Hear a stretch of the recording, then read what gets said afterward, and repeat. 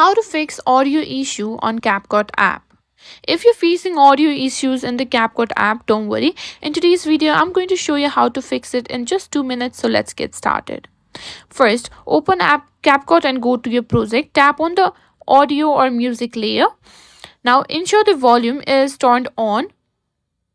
As you can see here, volume. Simply make sure to toggle it up to at least 100 and make sure it's not muted. Here, as you can see in mute clip audio, make sure that it is not mute as well. Next solution is to update CapCut app. Simply open App Store and search for CapCut.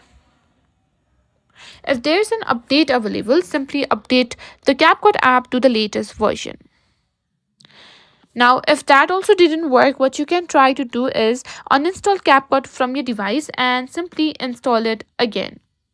And once you do that, open the app and check if the audio issue is resolved. Next step, what we can do is restart your device.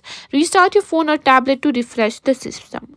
Open CapCut again and check if the audio is fixed. And that's it. Hopefully, one of these solutions fix your audio issue on CapCut.